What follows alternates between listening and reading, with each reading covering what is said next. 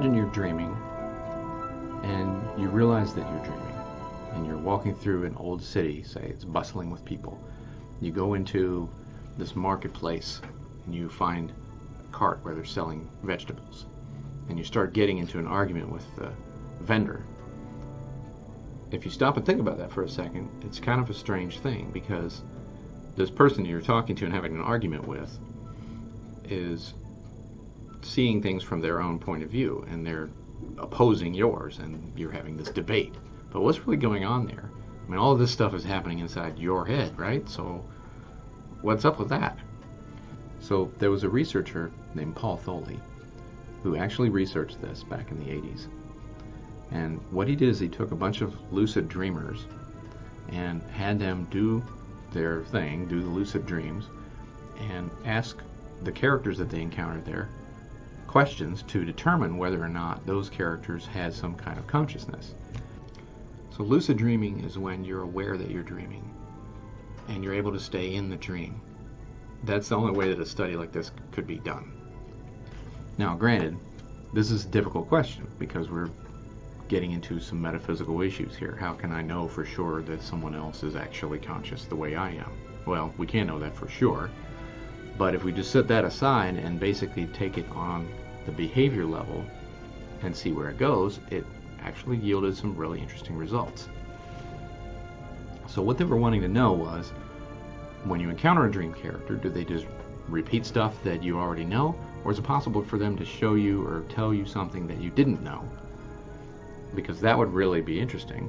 So what he did, what Paul Tholey did, was he had his lucid dreamers pose 5 different types of questions to the dream characters that they encountered in their lucid dreams. So the first question they had them take a look at was, can you draw a picture for me upside down or from a different point of view? And many of them could do that. In fact, there was one interesting example of a dreamer who had a lucid dream about his girlfriend, and he asked her this question in the dream, and she wrote down 3ZWG, which he didn't know what that meant. Then he said, okay, let's try again. And she just said the word Lippenstrasse. Remember, this is a German study, so all this stuff was in German. Well, the dreamer didn't have any idea what any of this meant, and he woke up, although he wrote it all down. But 2 months later, he finally figured out what all that was about. At the time that he was doing the study, he and his girlfriend were thinking about moving to a 3-bedroom apartment. Now, somebody pointed out to him that 3ZWG is a standard German abbreviation for a 3-bedroom apartment. And Lippenstrasse was the street where he was living at the time. She was trying to convince him to leave that apartment and move in with her in a 3-bedroom apartment. So the interesting thing about that, of course, is that the dreamer didn't know any of that stuff, but the dream character seemed to have an understanding of what that was, and it was the dream, and it was the dream character version of his girlfriend too. So kind of mysterious, kind of interesting. So there's a lot of answers like that, but it turns out that there were quite a few dream characters in the study that could draw pictures from other points of view. So the second task was to give me an unknown word, a word I've never heard of, and tell me what it means. So most of the dream characters encountered in the study could do that. And here's an example. So in one dream, the dreamer asked a unknown character to do this, and she said Orlog. And he said, okay, I don't know what that word means. What does it mean? And she said, it describes our relationship. But he said, okay, what does that mean? What does it mean? What did you mean by Orlog? Well, she comes back and says, I didn't say Orlog. I said charm. Well, they were debating this back and forth. Eventually, the dreamer woke up. And the interesting observation that Tholey makes here is that isn't it funny that the dream character is essentially lying? So that's something that he didn't expect to see in the study. The third task that the lucid dreamers were putting to their dream characters was, can you rhyme words for me? An example was a dreamer went up to a man and asked him, can you rhyme the word Tanne, which is a tree in German. Now, he had thought of a couple of words that rhymed with that, in the dream state, but the dream character said Panne, which he hadn't thought of. Well, Panne in German means accident or misfortune. And when he was thinking about this, the dreamer in his dream report said, that reminded me of an accident I'd had a few days ago prior to dreaming this, where he got stranded on the road.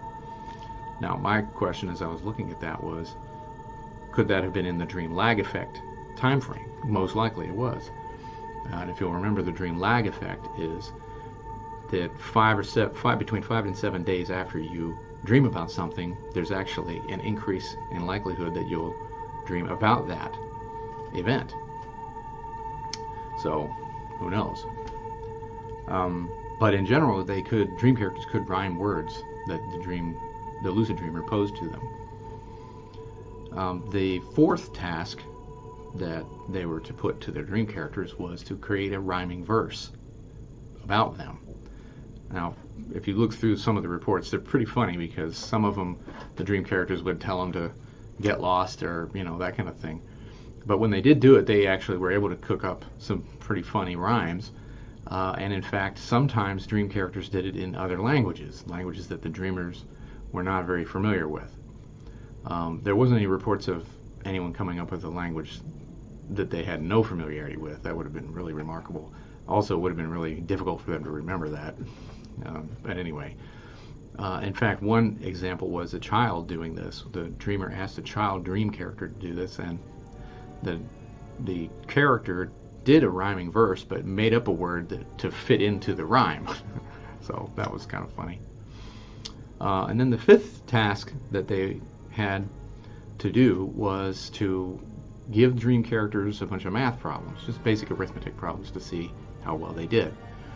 And it turns out they could do that, although sometimes the dream characters, particularly child dream characters, would come up with creative and unusual solutions to the math problems. So that was kind of funny.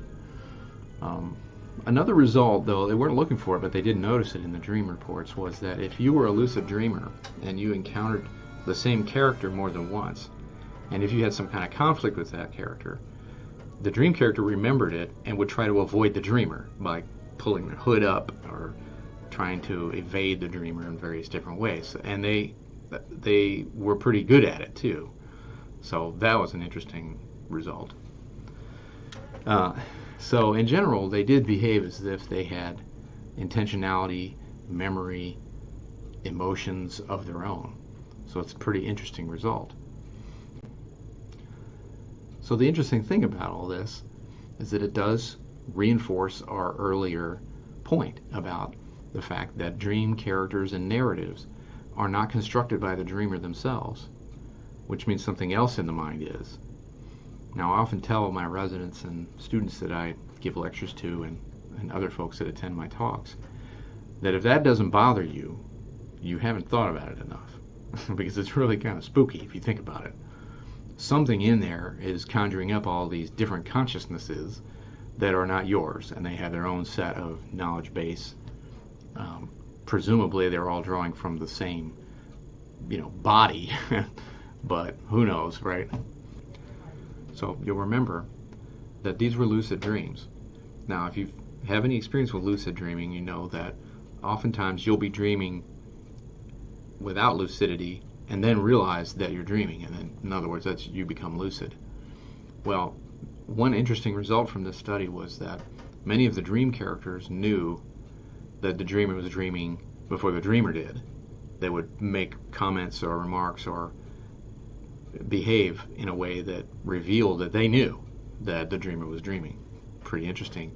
So it's just another piece of evidence here that these characters have access to information that the dreamer, the dream ego, if you will, doesn't have access to for whatever reason.